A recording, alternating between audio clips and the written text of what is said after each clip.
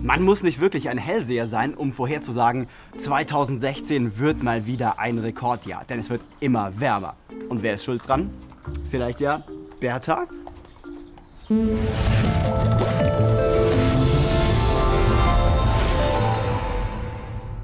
Und warum sollte Bertha schuld sein? Tja, sie macht das, was alle Tiere eben tun. Sie atmet und sie furzt auch mal ganz gerne.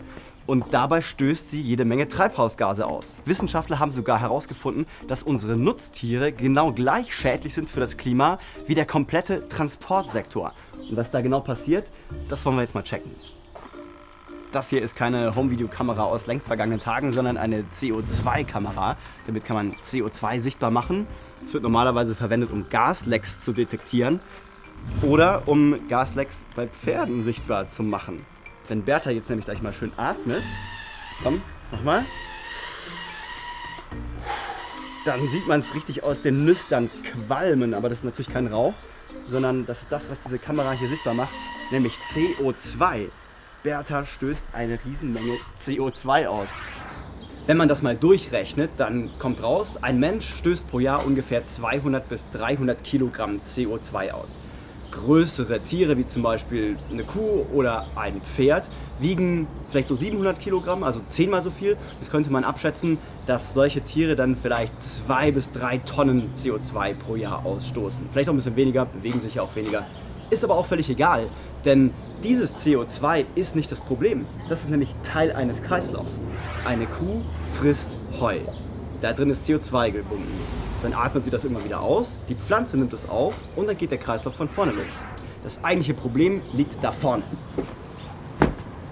Nämlich die Verdauung der Tiere. Das steht jetzt mal symbolisch für das Ganze. Dabei entstehen nämlich noch andere Gase, zum Beispiel Methan. Und Methan wird nicht gleich wieder von Pflanzen aufgenommen. Im Gegenteil, Methan ist sogar ein 21-mal stärker wirksames Treibhausgas als CO2.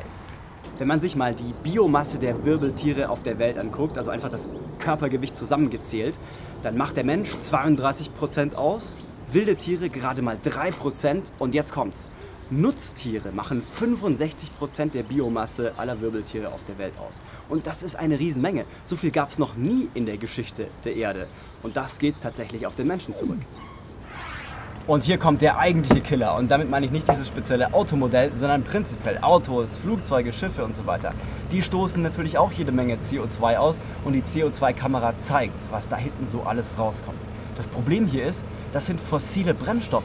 Der Mensch verbraucht in einem Jahr so viele fossile Brennstoffe, wie in 1 Million Jahre nur nachwachsen können.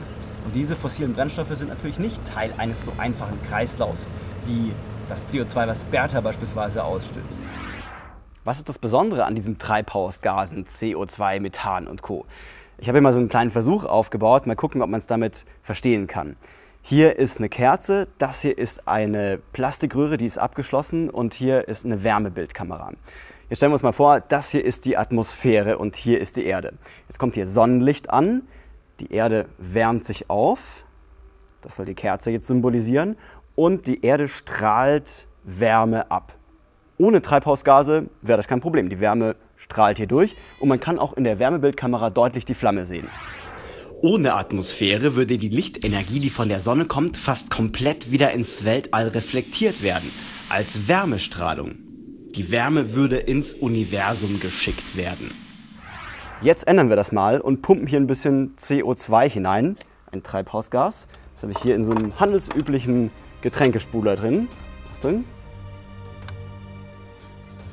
Man hört es schon rauschen.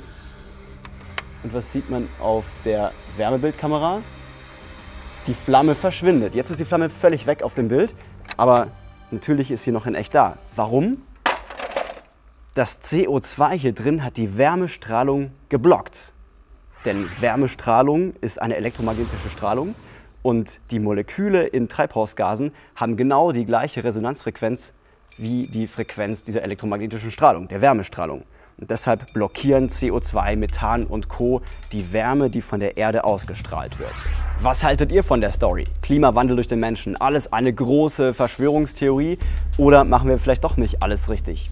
Was sind eure Gedanken? Schreibt mir doch mal einen Kommentar dazu.